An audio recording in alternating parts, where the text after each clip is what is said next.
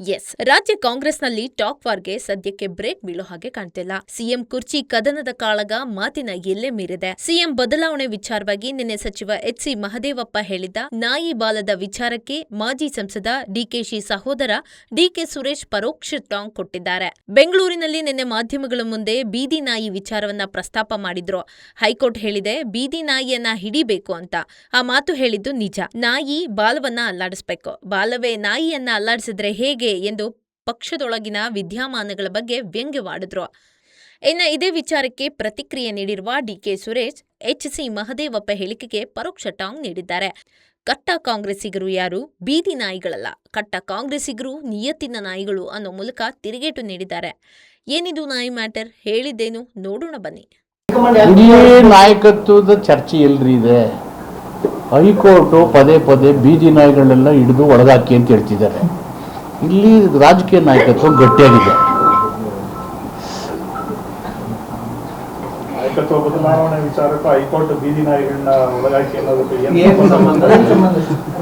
ಈಗ ಸುಮ್ಮನೆ ಮಾತಾಡೋದೆಲ್ಲ ಭಯ ಮುಗಿಸ್ಬೇಕು ಅಂತ ನನಗೆ ಗೊತ್ತಿಲ್ಲ. ನಾನು ಹೈಕೋರ್ಟ್ ಹೇಳಿದ್ದೆ, ನೀವು ಹೆಂಗೆ ಹೇಳ್ತಾರೆ? I don't know. ಅಲ್ಲಿ ನಾಯಕರು ಅಂದ್ರಲ್ಲ ಇವರು, ಅದಕ್ಕೆ ಕೇಳಿದ್ರೆ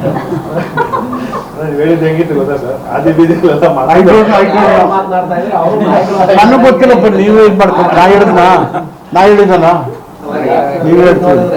ಇಲ್ಲಿ ನಾಯಕತ್ವ ಗಟ್ಟಿಯಾಗಿದೆ, ಪ್ರಶ್ನೆನೇ ಇಲ್ಲ. ಪದೇ ಪದೇ ಕೆಲವು ಶಾಸಕರುಗಳು ಸಚಿವರುಗಳೇ ಬಹಿರಂಗವಾಗಿ ಹೈಕಮಾಂಡ್ ಮಧ್ಯ ಪ್ರವೇಶ ಮಾಡಬೇಕು, ಒಂದು ಕ್ಲಾರಿಟಿ ಕೊಡಬೇಕು ಅಂತ ಹೇಳ್ತಾ ಇದ್ರು.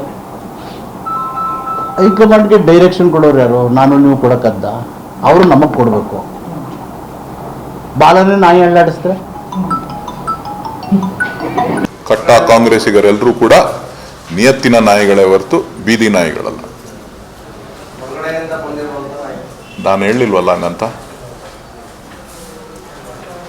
ಕಟ್ಟ ಕಾಂಗ್ರೆಸ್ಸಿಗರು ನಾಯಿಗಳಲ್ಲ.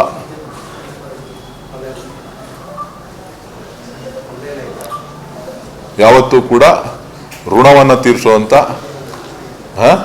ಋಣನ ಇಟ್ಕೊಂಡು ತೀರಿಸುವಂತ ವ್ಯಕ್ತಿತ್ವವನ್ನು ಇಟ್ಕೊಂಡಿರ್ತಕ್ಕಂಥ ನಾಯಿಗಳು. ಅದು ಬೀದಿ ಇರ್ಬೋದು, ಸಾಕಿರೋದಿರ್ಬೋದು. ಯಜಮಾನನಿಗೆ ಯಾವತ್ತೂ ಕೂಡ ಋಣ ತೀರಿಸ್ತದೆ. Thank you. ಹೇಳಿದ್ನಲ್ಲಪ್ಪ, ಸಾಕು.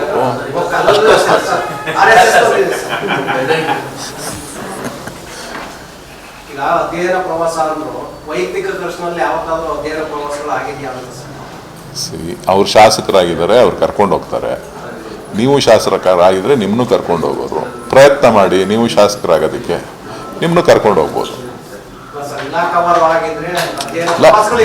ಈಗ ಸ್ವಲ್ಪ ಹೇಳಿ, ವಿಶ್ವಾಸಕ್ಕೆ ಕೆಲವ್ರು ಹೋಗಿರ್ತಾರೆ, ಕೆಲವರು ದೇಶ ನೋಡಬೇಕು ಅಂತ ಹೋಗಿರ್ತಾರೆ, ಕೆಲವರು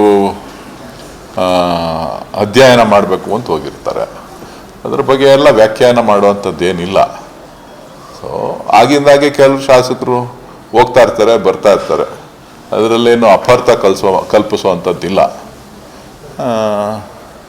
ವಿದೇಶ ಪ್ರವಾಸ ಎಲ್ರಿಗೂ ಖುಷಿ ಕೊಡ್ತದೆ.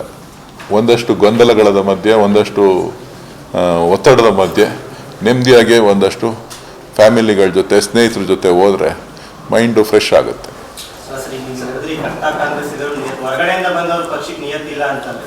ನಾನು ಹಂಗೇನು ಹೇಳಲಿಲ್ಲ ಗುರು, ಸ್ವಲ್ಪ ಹೇಳ್ತೀನಿ. ನಾನು ಹೇಳಿದ್ದು ಇಷ್ಟೇನೇನೆ. ನಾಯಿಗಳನ್ನ ಯಾರಿಗೆ ಹೋಲಿಸಿದ್ದಾರೆ ನನಗೆ ಗೊತ್ತಿಲ್ಲ. ಕಾಂಗ್ರೆಸ್ಸಿಗರು ನಿಯತ್ತಿನ ನಾಯಿಗಳು ಅಂತ ಹೇಳಿದ್ದೀನಿ. ಕಾಂಗ್ರೆಸ್ಸಿಗರು ನಿಯತ್ತಿನ ನಾಯಿಗಳು. ನಾಯಿಗಳು ಯಾವತ್ತೂ ಕೂಡ ಯಜಮಾನನಿಗೆ ಋಣ ತೀರಿಸ್ತದೆ ಹೊರತು ಬೇರೆ ರೀತಿ ಮಾಡೋದಿಲ್ಲ. ಆ ನಾಯಿಗಳ ಸ್ವಭಾವ ಅದು. ಏನು ಮಾಡೋಕ್ಕಾಗಲ್ಲ. ನಾಯಿಗಳ ಸ್ವಭಾವ. ಎಂತಕ್ಕೆ ಸಾಕ್ತಾರೆ ನಾಯಿನ? ಬೀದಿ ನಾಯಿನೂ ಸಾಕ್ತಾರೆ, ಮನೇಲೂ ನಾಯಿ ಸಾಕ್ತಾರೆ. ನೀವು ಸಾಕ್ತೀರಿ, ಬೇರೆಯವರು ಎಲ್ಲರೂ ಸಾಕ್ತಾರೆ. ಯಾತಕ್ಕೆ ಸಾಕ್ತಾರೆ ಅಂತಾರೆ? ನಿಯತ್ತಿಗೋಸ್ಕರ ಸಾಕ್ತಾರೆ. ಬೇರೆಯವ್ರು ಋಣ ತೀರಿಸ್ತಾರೋ ಇಲ್ವ, ನಾಯಿ ನನ್ನನ್ನು ಕಾಪಾಡ್ತದೆ ಅನ್ನೋ ವಿಶ್ವಾಸ ಆ ಸಾಕುವಂಥವ್ರಿಗೆ, ಊಟ ಹಾಕುವಂಥವ್ರಿಗೆ, ಬೀದಿಗೆ ನಾಯಿಗೆ ಎತ್ಕೊಂಡೋಗಿ ಊಟ ಹಾಕ್ತಾರೆ. ಯಾಕೆ ಊಟ ಹಾಕ್ತಾರೆ ಅಂತ ಅಂದರೆ ನಮ್ಮನ್ನು ಕಾಪಾಡ್ತದೆ ಅಂತ. ನಾಯಿಗೆ ನಿಯತ್ತಿದೆ ಅಂತ ಗಾದೆನೇ ಇದೆ.